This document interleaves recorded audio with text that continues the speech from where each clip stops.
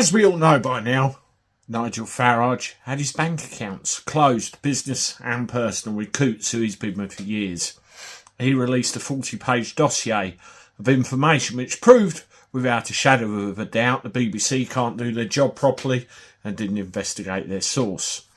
It proved without a shadow of a doubt this has been going on in many cases, including a relative of a former politician, and that will come out in another video later on, I'm sure. Well, Nigel has received a letter of apology from the Natwest group who own Coutts, and I've got a copy of it in front of me. Welcome to the channel, everybody. I hope you're doing all right. Thank you very much for the support. Continue to keep doing what you're doing. Let me know you're well in the comments, and we'll go through this letter now. See what you think. I have one very important observation at the end. Dear Mr. Farage, I'm writing to apologise for the deeply inappropriate comments about yourself made in the now published papers prepared for the Wealth Committee. I would like to make it clear that they do not reflect the view of the bank. I believe very strongly that freedom of expression and access to banking are fundamental to our society, and it is absolutely not our policy to exit a customer on the basis of legally held political and personal views. To this end, I would also like to personally reiterate our offer to you of an alternative banking arrangement at Natwest. I fully understand yours and the public's concerns that the process for bank account closure are not sufficiently transparent.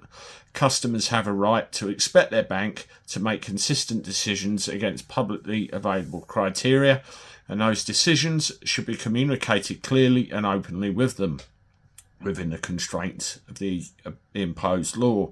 To achieve this, sector-wide change is required, but your experience, highlighted in recent days, has shown we need to also put our own processes under scrutiny too. As a result, I'm commissioning a full review of the Coutts processes for how these decisions are made and communicated to ensure we provide better, clearer and more consistent experience for customers in the future. The review will be reported to me at Natwest Group CEO. I welcome the FCA's review of regulatory rules associated with politically exposed persons, and we will implement the recommendations of our review alongside any changes that they or the government make to the overall regulatory framework.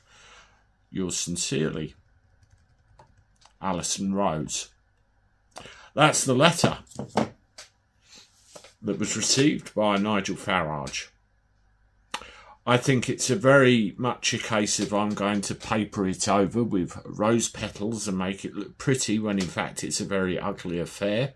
I think it's very much they know they've been caught out, and I think it's very much not great. There's one thing they fail to mention in there. They talk about a alternative banking solution. That was a personal account with Natwest. No mention so far, at time of recording at least, the fact that, you know, they're going to reinstate the accounts he did have.